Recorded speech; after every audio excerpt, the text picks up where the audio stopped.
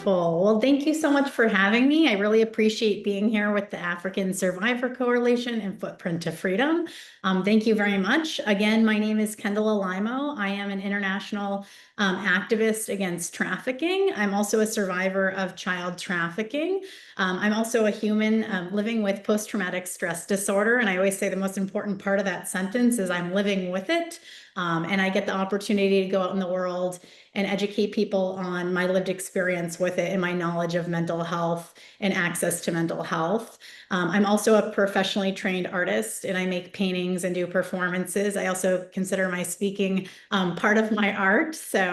And I am based in Chicago, but consider myself a global citizen. So here I am, and I will get started. And one thing we've been talking about today that's really encouraging to me, and I'm hearing this theme in this training, is the word stigma keeps coming up. And I think that's really important and really crucial, especially in different cross-cultural contexts.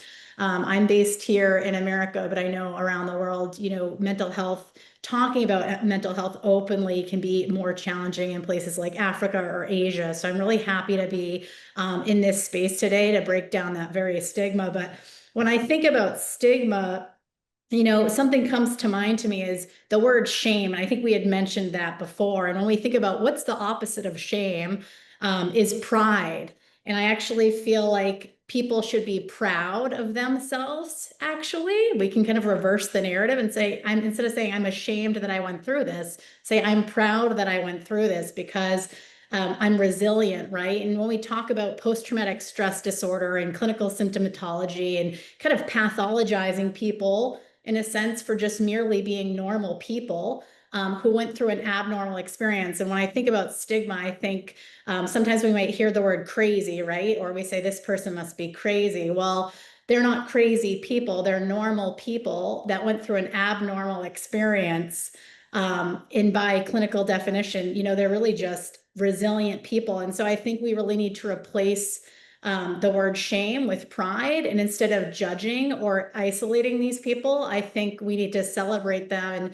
And, by research, we know the more trauma one goes through, the more higher levels of trauma one goes through, the more higher levels of clinical symptomatology and mental health clinical symptoms they're going to have. And so really, when we see somebody that has this level of clinical pathology, they also need this level of inclusion and celebration for that very resiliency. So I did want to mention stigma very quickly. And it's interesting too, is like, then we need to ask the question, why are people not talking about this, not just because of shame and isolation and lack of resources, but really foundationally, for me, this is something I think about a lot, is not just the fear of the person disclosing, I'm too scared to tell another human being, but really that human being or that person that could help might also have fear, right? And so I think about this concept a lot. Maybe, for example, in my own context, right? Like if you're a human, and I'm a human and I've gone through a really traumatic situation, I might want to tell you, and I assume people have compassion and are able to hold it for me. But really what happens is when I tell another person, they might want to inherently be compassionate, but there's this psychological turning away from the person needing to disclose, not because there's a lack of compassion, but there's fear. And so that person that receives it might think, I care about Kendall, I love Kendall, I want to be inherently compassionate as a person, but I'm turning away psychologically because the story I'm telling myself is, my goodness, if that happened to Kendall, that can happen to me. And that's too scary to think that if this person is a human and they experience this narrative and I'm a human, that's really threatening psychologically. And so there's this psychological turning away from those that need to disclose to protect themselves not to blame, but I just would say really like we need to have the courage to turn towards our own narrative first. We're talking about dissociation in this, which is sometimes when we block out trauma. So the courage within ourselves as survivors to turn towards our own narrative, and then the secondary courage of other people to bravely turn towards that narrative. First say, this happened to Kendall, this means it could happen to me, and I'm going to sit with this discomfort, and I'm going to be brave enough to know that this happens to people, and this could also happen to me. So this is something I just wanted to touch on as far as stigma, because that seemed like a really important piece today. again, Heather did a wonderful job, Malika, Lucia, everybody's done wonderful kind of touching on what post-traumatic stress disorder is and kind of breaking down some of the symptoms. Things that I've seen in myself or the survivor population as far as mental health, I'll just go through them quickly because I think everybody did just a fantastic job today. Things I've really noticed is, post-traumatic stress disorder, which means hypervigilance, nightmares, avoidance, shutting down. Another thing we see in this population is eating disorders. And I think in a clinical context, what I want to touch on that too is sometimes survivors go into eating disorder treatment programs, and there's sometimes like trauma around food, right? When I was trafficked as a little girl, food was kept from me. And so my relationship with food was really challenging. And I think this is something that clinicians are missing, is that when you're working with a trafficking survivor in the context of eating disorders, they need to understand part of that narrative can be withholding food or having drugs put in food, and really the complicated, almost like a disorganized attachment with food. We really need it to sustain ourselves, but we really fear it at the same time. So eating disorders, I think Heather or Malika, I don't know who mentioned it, but really attachment, right? Some attachment disturbances. And so ideally, we always want to shoot for a secure attachment. We're comfortable being in relationship with ourselves. We're comfortable being in relationship with other people. There is anxious attachment where you really have a fear of abandonment. And then,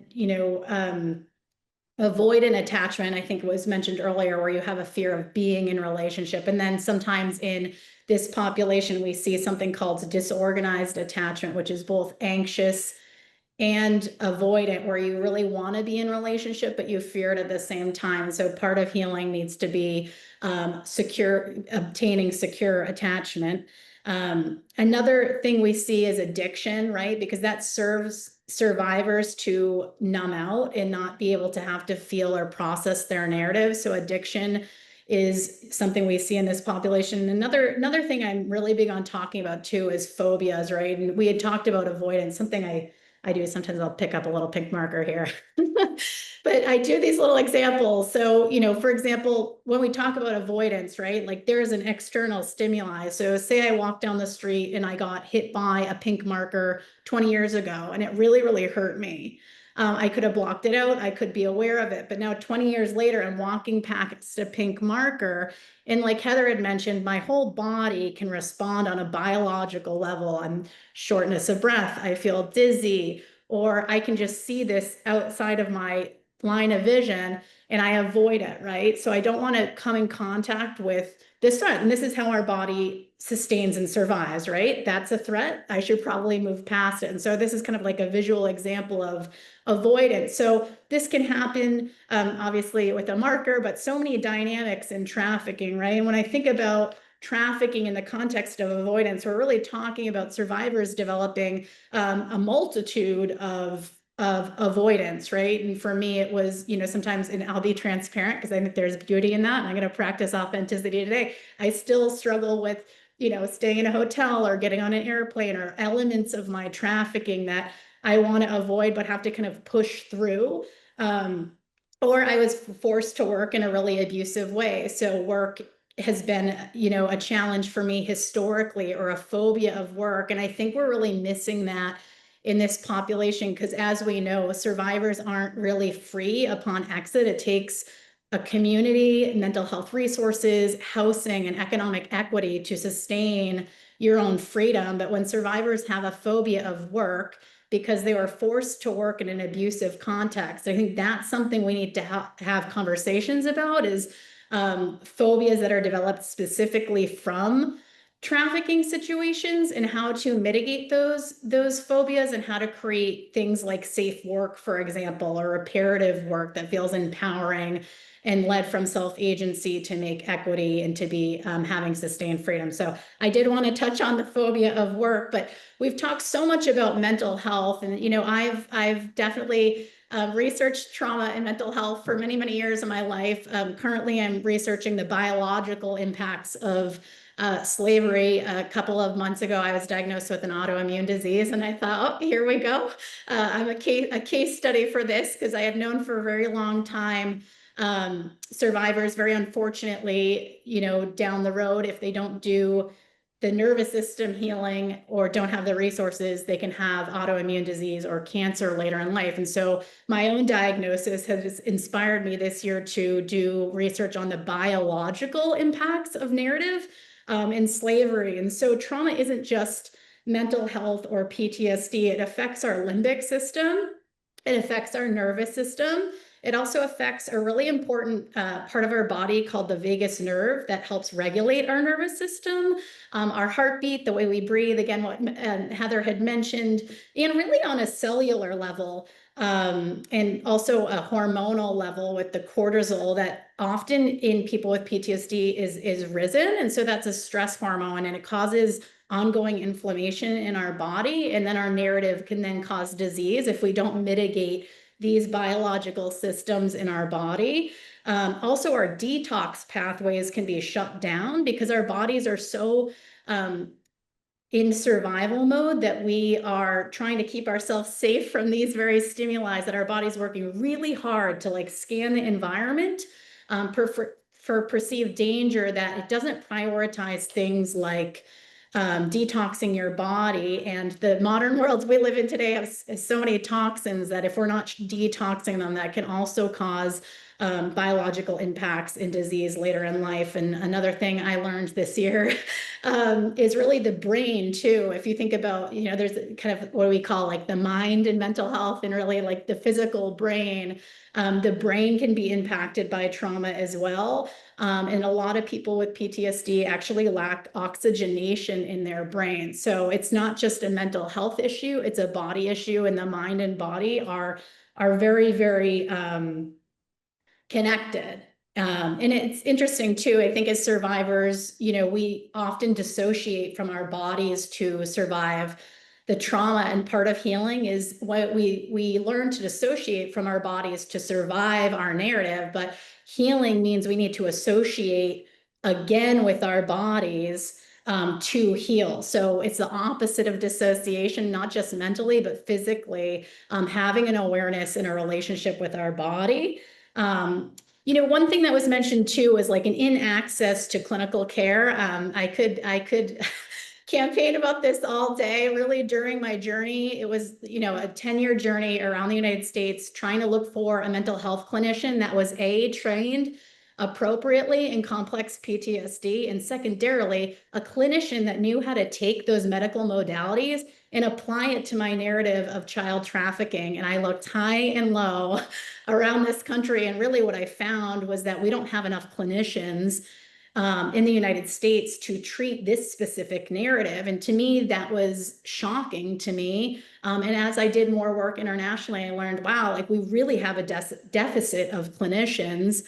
So that's certainly a barrier. And then economically, it is so hard to access care for survivors all over the world, because if they're disabled and they're not working, they don't have the economic equity to even obtain health insurance or money to even see the clinicians that unfortunately a lot of times don't exist. And so it can feel really hopeless. But you know, I wanted to talk about free tools today because I was asked to talk about empowerment and like what can we do to empower our mental health and our bodies when we don't have the clinicians and we don't have the money. And I just want to talk about some things that are free to apply to mental health, because I believe in hope. So bear with me. Yes, so I think the first thing would be grounding, right? When I'm talking about the limbic system and the nervous system and the vagus nerve, there's things you can do to ground your body, right? And so when we're talking about the nervous system, there's 3 different stages that the nervous system actually does. And I think Heather had talked about fight or flight, when you're really nervous and scared and you're kind of hyper vigilant around, for example, this marker, right? There's also a different state, I think Malika might have talked about this, where you're shut down, you're in bed, you don't want to do anything, you're just sleeping like a bear that's hibernating, right? And so they're both not really functional states. These are states in the nervous system. So one is fight and flight, and then the other is dorsal state, when you're just in bed like a hibernating bear. And so really survivors shift from dorsal to fight or flight, dorsal to flight and fight. And very rarely are they in something called the parasitic nervous system, where you're calm, you're able to focus, you're able to pursue life, you have a sense of safety. and you can pursue your purpose. And so when survivors are in dorsal states or fight or flight states, they're not able to function at the level they should at parasympathetic. But there is neat tools you can do. For example, if you grab a big bucket of ice and you submerge your face in it for about 5 to 10 seconds, it can actually help reset the vagus nerve in your body and reset your parasympathetic nervous system. Or things like breathing and breath work can actually change your biology. Our dear friend Laurent Ziegler, an artist and activist, taught me about this and is really versed in this. But when we breathe and do breathing, we can actually change our biology on a hormonal level. For example, if you're really nervous and you put your legs up, I know this is going to sound silly.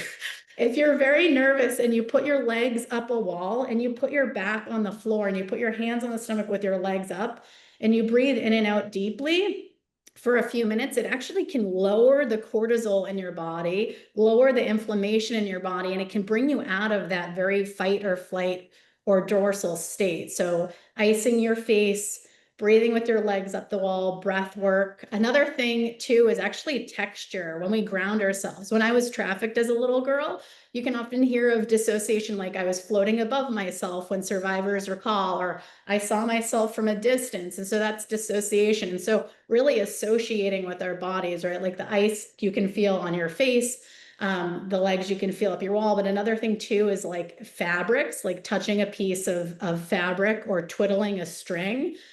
Because when we have little strings that we can twiddle, it actually grounds us and we can like feel the string and feel our bodies and be present. So skills and tools like that. Another thing I will say that I absolutely love, and I often say there's a child within me that survived, is outside of like grounding in that regard, is play, right? I think there's a lot of healing in play, whether that's dancing or joking with a friend or being a clown or being goofy. I often say the child within me definitely survived, and I love play. But what's really exciting about that lately is I've actually learned there's studies and research on your nervous system can regulate better after you play, or if you're in community playing with another person, it actually regulates your nervous system. So I thought that was really wonderful. And then another thing I would say is a free tool is making art, right? And art can come in many forms. I'm traditionally a painter.